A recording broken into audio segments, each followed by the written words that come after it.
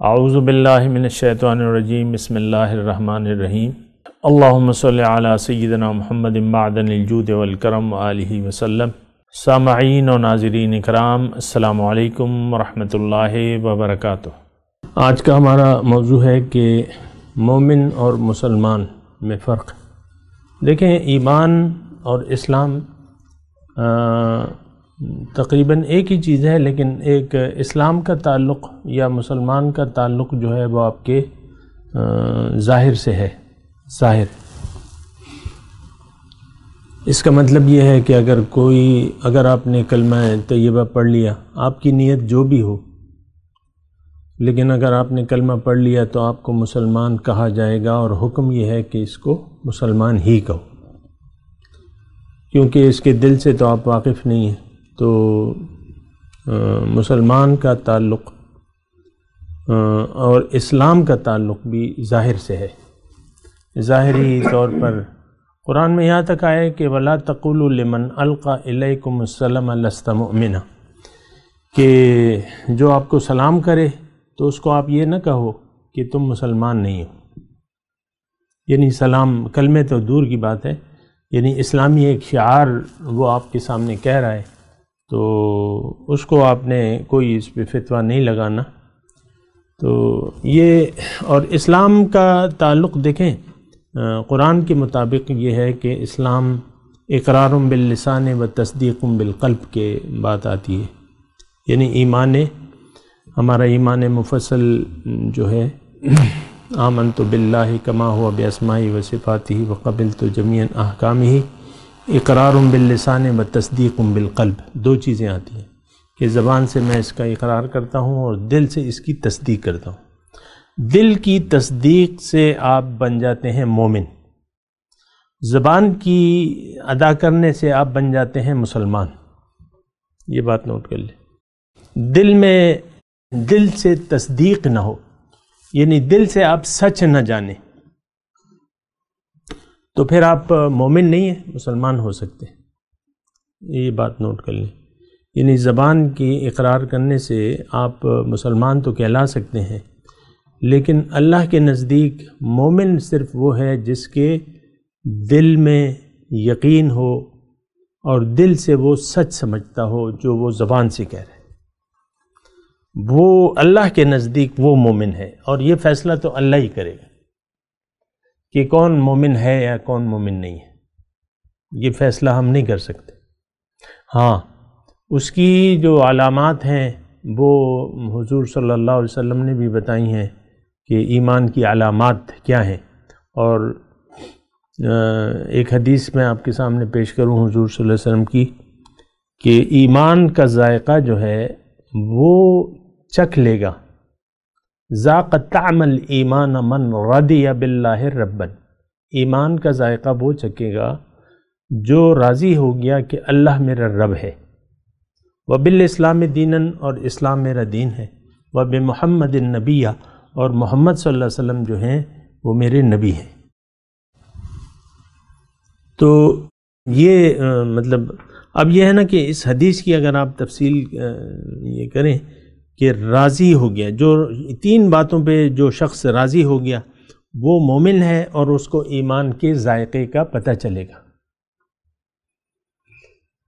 جو مومن ہے اور اس میں تین باتیں یہ ہوں تو اس کو ایمان کے ذائقے کا پتہ چلے گا، ورنہ ایمان کے ذائقے کا اس کو پتہ نہیں چلے گا۔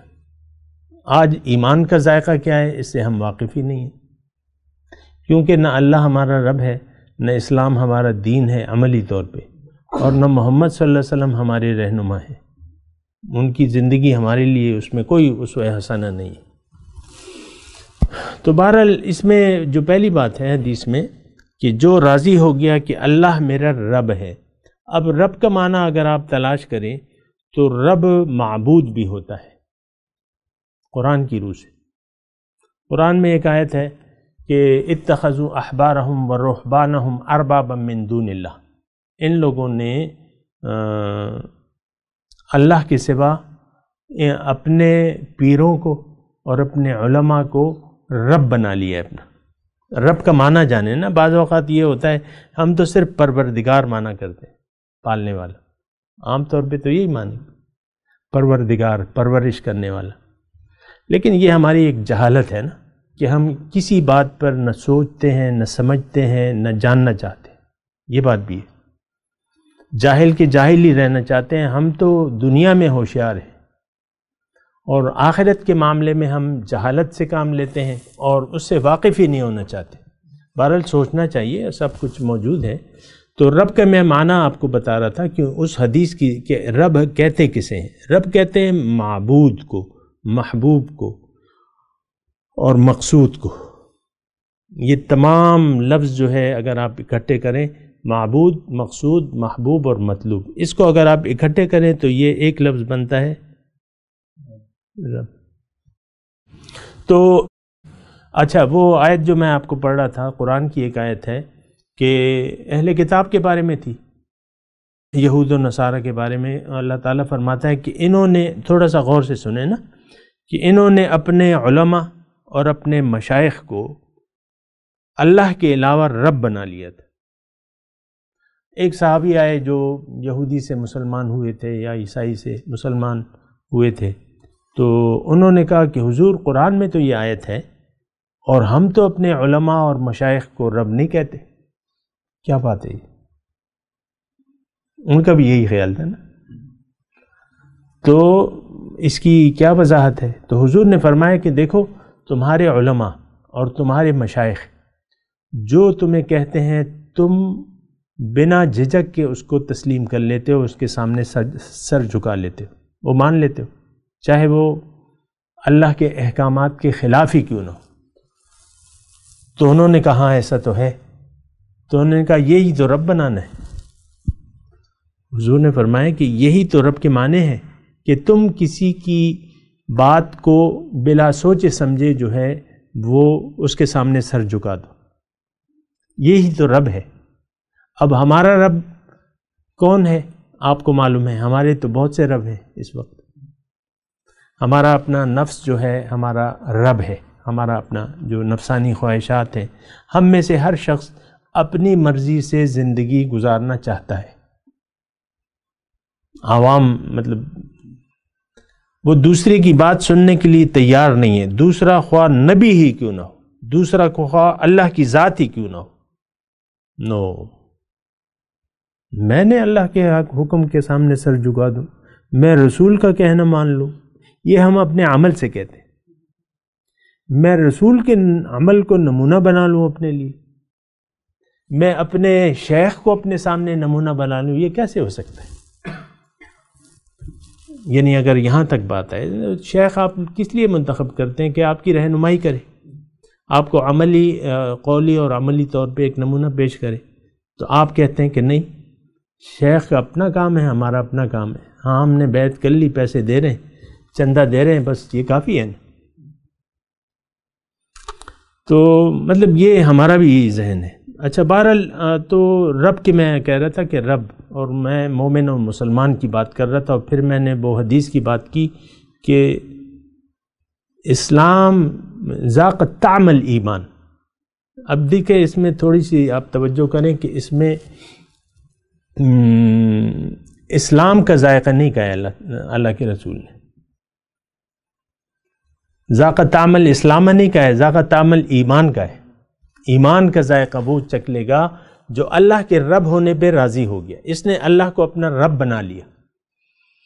رب کا معنی میں آپ کو بیان کر رہا ہوں کہ رب کا معنی یہ ہے کہ آپ اسی کو اپنی منزل بنا لیں، اللہ کو اپنی منزل بنا لیں، اسی کے حکم کے سامنے سر جھکا دیں، اپنے مال و جان کو اللہ کے حوالے کر دیں اور اس کی زندگی اس کے حکم کے مطابق زندگی گزاریں، تو وہ آپ کا رب بن جائے گا۔ ٹھیک ہے؟ اگر ایسا نہیں ہے تو وہ آپ کا رب نہیں ہے۔ اگر آپ اللہ کو اپنی منزل حیات نہیں بناتے، مقصود حیات نہیں بناتے، اللہ کو محبوب واحد نہیں بنانے کے لیے تیار، اللہ کے حکم کے سامنے ٹوٹلی سرنڈر کرنے کے لیے تیار نہیں ہے، تو یہ اللہ آپ کا رب نہیں ہے۔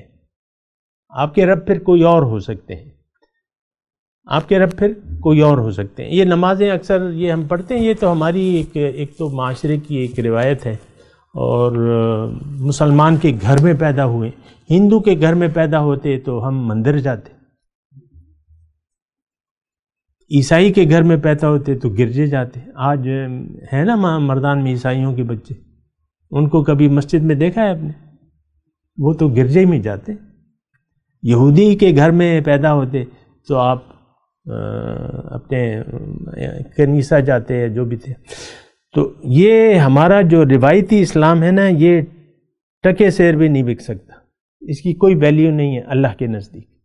بات کرتے ہیں اس پہ اگلی نشست. وآخر دعوانا ان الحمدللہ رب العالمین. مولایا صلی وسلم دائما ابدا علی حبیبک خیر الخلق کلہم.